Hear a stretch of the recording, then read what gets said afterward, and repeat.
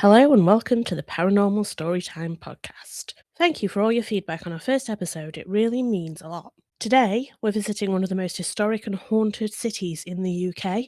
We're, of course, talking about Edinburgh. No fancy hotel for us today, quite the opposite. We're heading underground, as right underneath the thriving city there are hidden chambers known as the Vaults. The Vaults were discovered just over 40 years ago in 1985, after being sealed for 100 years. The Vaults remained sealed until found by chance by Norrie Rowan while he was renovating a building. Just imagine accidentally finding such a key piece of the city's history. Personal and business items have since been found in the excavations, giving us some clues into how they were used. Strip away all your ideas of modern comforts, as down here they cease to exist. Pitch black, rooms with arched brick ceilings, not a bit of fresh air. Honestly, my claustrophobia was a tiny bit triggered. The vaults were created to make more space for the ever growing city. Some were used for storage, some housed businesses, from taverns to milliners. But what I have neglected to mention so far is that these vaults are the blocked in arches below a cursed, never waterproofed bridge. At the time of the building of the bridge, Scotland was a very superstitious place, something that is apparent from its rich folklore. Edinburgh was a crowded city which had built upwards to house its inhabitants in 14-storey high tenements, some which began to lean over and touch. The citizens were concerned about invasions, particularly from the English, and this led to an underlying air of fear in the community. Edinburgh already had the North Bridge that was widely used. However, as the city began to expand, it was struggling to expand in a southwards direction because there was not really an easy route to get to the south of the city. A more direct route struggled to accommodate a horse, never mind a carriage carrying multiple people. People would have to take quite a large detour. The direct route, St Mary's Wynd, could have been widened, but because of how steep it was, this was going to be really difficult. They realised that the North Bridge had quite successfully opened up more land for expansion, so the logical idea then became building a South Bridge, which would span across the Cowgate. This idea was floated, but was seen as costly, so initially didn't really get off the ground until Sir James Hunter Blair, the Lord Provost, I hope I pronounced that right, I looked this up. The title is for the conveyor of the local authority, the civic head, and the Lord Lieutenant of one of Scotland's main cities. It's similar to that of Lord Mayor, but carries a higher status and more duties. The taxpayers weren't particularly happy with this because obviously it would cost them. And also, the businesses and the Cowgate were worried that with a new bridge going over the top of them, that they might actually lose trade and might lose money on the value of their properties. However, it appears that Sir Hunter Blair was very persuasive and promised extra things that would help the community in order to get the project pushed forward. Although planning the route that the bridge would take and actually building it were far from easy, and of course, some people still weren't happy. Sadly for Sir Hunter Blair, he didn't survive to see the bridge completed. He actually died while travelling through England on business of a fever. He was buried with full civic and Masonic honours in Greyfriars Kirkyard. To build the bridge, a lot of architecture that was already there needed to be demolished. Some of this was housing for the poorest in the community. The loss of that housing may well have contributed to a mistrust of the structure from the people who were displaced. After the bridge was built, businesses moved into the spaces below. Unfortunately, as the bridge was never waterproofed, it began to leak, making those spaces less attractive and less practical for the businesses, meaning that they began to look for less dank and damp premises to sell their skills and wares. As we often see with abandoned spaces, those with very few options in life tend to gravitate towards the spaces other people no longer want or use. If you have no money and no roof over your head, or need somewhere to conduct less than legal practices, the vault begins to look like a good option. However, remember the discussion of no modern comforts and no airflow? Of course, this is a very good recipe for the spread of disease. Also, the less law abiding people who also used the vaults likely did not lessen the death counts. Not that anyone was likely keeping track, or that this would have been easy to do given the presence of body snatchers. While it appears that this underground network was ignored for a while, as the vaults transformed into a place for the poorest and also the less trustworthy, there were concerns over the businesses above ground being affected, which resulted in them being evacuated and filled in. It took roughly 30 years of the cursed bridge opening to the vaults becoming completely inhabitable and becoming a problem that needed sorting. However, following evacuation, you can now experience them for yourselves if you feel up to it. Just be warned, you may be dripped on. They never actually did solve that one issue. Now to the curse. To celebrate the completion of the building of the bridge, it was decided the honour of the first person to walk over the bridge would go to Edinburgh's oldest resident, who was also a judge's wife. Strangely, I couldn't find her name. She's always referred to as the judge's wife. So if anybody does know, please tell us. Unfortunately for her and the bridge, she passed away before it was fully completed. Despite this sad turn of events, the interesting decision was made that rather than choose a different person, they stuck to their word, and her coffin was carried across as the first person to cross the bridge. Now, if you're a superstitious local in 1788, would you walk across that bridge? Probably not. Many people felt the same and would go well out of their way to the North Bridge to avoid crossing because some believed that the judge's wife's spirit remained and haunted the area. The vaults themselves are built under the arches of this bridge, and visitors have reported everything from remedial sounds to fully formed figures that have been reported in the vaults. At one point, they would be teeming with life, but also witness to a lot of death from the plague and crime. There are rumours that the infamous Burke and Hare, who sold the bodies of their victims for anatomical dissection at the universities in Edinburgh, were known to hunt in the vaults. While this connection is unconfirmed, we know that many killers over the years have targeted the most disadvantaged and isolated in society, as they believed they would not be missed or wouldn't receive the resources needed from law enforcement to catch their killers. Also, some people believe that if your body is not laid to rest respectfully, then you can't move on and may remain as a spirit.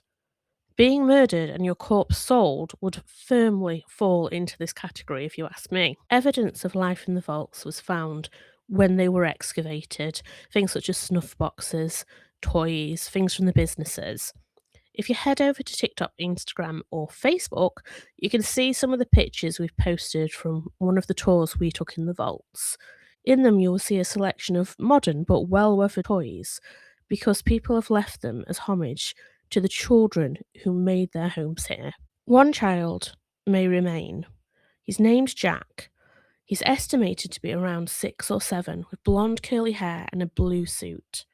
If you feel someone touching your hand but no one is there, it could well be him.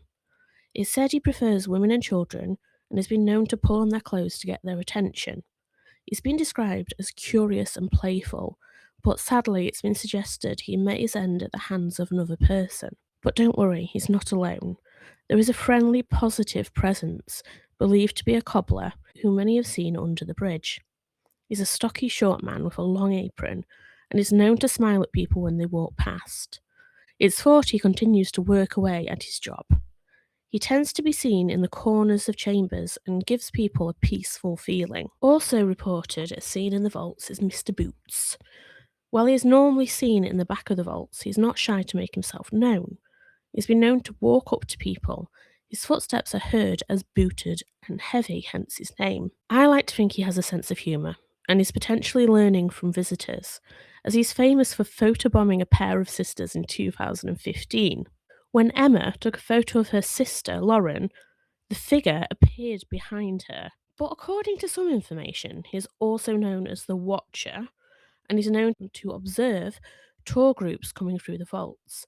However, other reports are conflicting and suggest that Mr. Boots and the Cobbler are the same entity, and the Watcher is a separate spirit that purely watches and never interacts. I have been lucky enough to visit the vaults twice. While I was absolutely hoping to catch some evidence, there was one lady on the tour who was very excited because she caught an orb in one of her pictures. I'm very aware of the hotly debated controversy surrounding orbs and whether or not they're proof of the paranormal. I've caught a few myself while doing my graveyard walks later at night. They look like small, more or less circular lights that move erratically and often show up in videos and pictures. They can be very polarizing. One side of the debate states that they're dust and insects and not at all paranormal. Some people feel very strongly about this, where the other side believes that they indicate the presence of the paranormal, and some people have even developed systems on what the different colours mean. I just loved sharing that lady's joy. She was so happy, and it just showed her interest in the paranormal. But I'd love to hear your thoughts on this phenomenon. We just managed to not record an entire section, which was really fantastic. We didn't realize we hadn't pressed record. So there would have been a lot of good outtakes to annoy you with, but never mind. Learning curve steep. So, time for the Yorkshireman to weigh in. What do you think about orbs? Easily debunkable. Easily debunkable as what? Bugs, dust, and hair. But then on the flip side, it could also be spirits or fairies. Fairies. Ooh. So easily debunkable, but could also be things that are extremely magical and paranormal. Yeah. I do get the bugs thing because sometimes you see pictures and the orbs do seem to have legs. So I know some of them are probably bugs, but some people take great store in them being spirits and signs. And I'm not taking that joy from anyone. And fairies. And fairies, why not fairies? They never say it's fairies, but it's fairies. But Tinkerbell was a little glowy light like an orb. So was Navi. Who's Navi? Legend of Zelda. Should have guessed. So, when we went on the tour, the vaults aren't actually all linkable in one tour. I think most people would think they can go and see the whole thing, but different tour agencies have access to different parts of the vaults. So the one that we went on was Edinburgh City Tours, and it was set up because it was the late night paranormal one. It was set up quite theatrical, in my opinion. Oh, yeah, totally. Like the statues in the graveyard and in the vaults. Yeah, I didn't mind that. I like a bit of theatricals. I quite enjoy a joke. Some people might have found it offensive, but luckily for us, our sense of humor is ridiculous. They did do the thing of if you see somebody that looks a little bit scared, make sure you pick on them, but they chose entirely the wrong person for one particular bit. Please explain. Oh, with the crowbar. Tried saying, oh, you need to break into this mausoleum. And they gave me the crowbar. And I didn't actually do it, but I almost did. Yeah, I think there was a warning off me as not to give you the crowbar. Oh, shenanigans. It's fun. Shenanigans and criminal damage. Only if you get caught.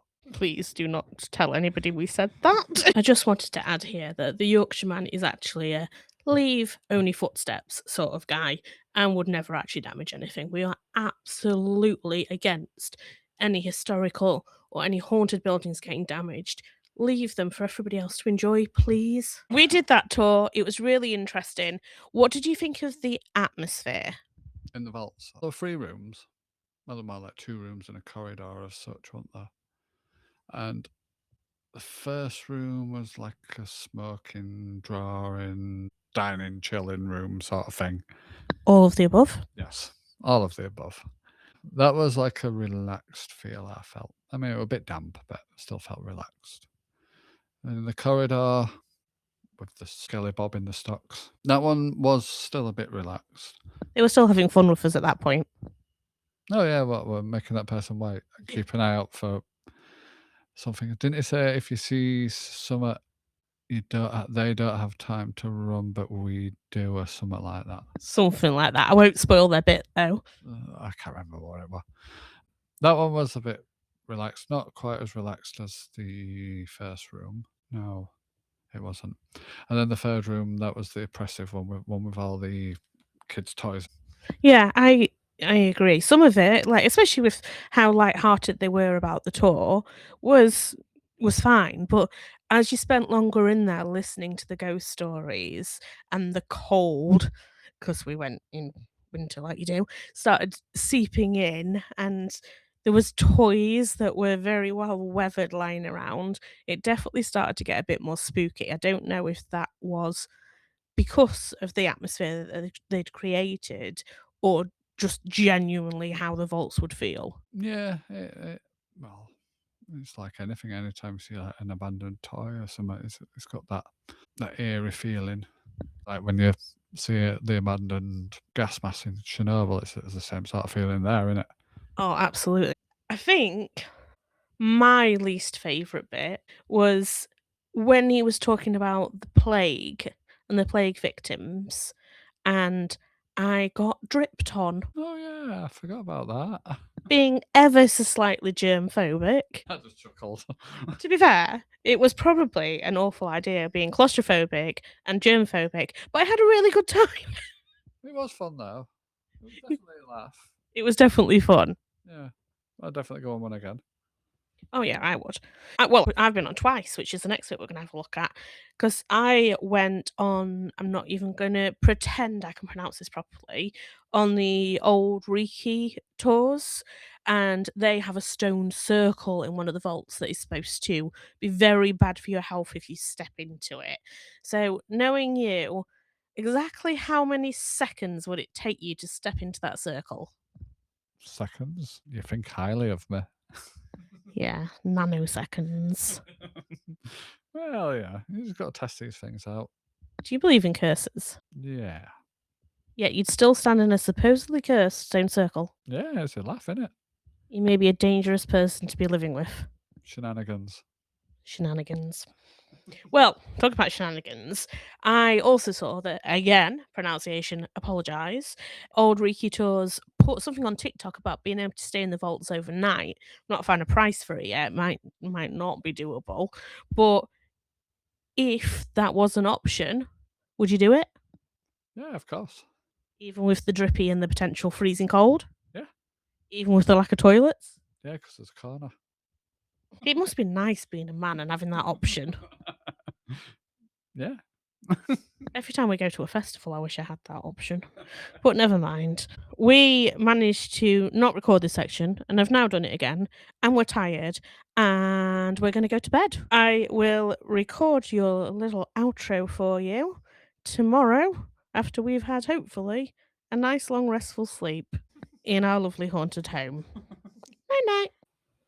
And I'm back, just like that. Like no time at all passed. So, thank you so much for your feedback on our first episode. We tried something a little bit different to try and make the discussion portion easier to hear, but Yorkshire Man still came out a bit too quiet. We'll keep working on it and try to make it better for the next episode. He's not quite as gobby as me, unfortunately. There are a lot of different options for tours for the vaults. It's worth researching a little into what you want from your tour if you're particular. Some are more historical, some very much way into the paranormal side of things. Some have the stone circles and the rooms used by covens. It really depends what you want in your experience. The later tours can be a bit PG-13. They tend to be for adults only, mainly because of the swearing and the jokes about the English. But if that doesn't bother you, then you'll be fine. I would really recommend seeing the vaults for yourself if you're able to, as the atmosphere is something to experience. And the guides that I have had have been knowledgeable and entertaining. Some of them will also take you to different points of interest, including the famous Greyfriars Kirkyard. Take lots of pictures. Maybe, if you're brave enough, step into the stone circle and see what happens. But only out of your own choice. Don't do it because I said so. If you manage to capture anything, EVPs, anything, any pictures, we'd love to see them. I would also love to hear what you think about the atmosphere. What have your experiences been? There is, oh, I can't remember her name, but there's a lady on TikTok that worked around the vaults and she stepped into the stone circle every single day to see what would happen. That was actually quite interesting. If I can find her, I'll link her. If you're enjoying this series, please do think about joining us on social media. We're on TikTok under paranormal.story48. We'll share a lot of our pictures from our adventures on there, and I quite often film my graveyard walks and pop them up. As always, if you have your own as always, if you have your own stories to share, please head to the comments or email us on paranormalstorytimepod@gmail.com. Thank you so much for listening. Our next episode will be out soon.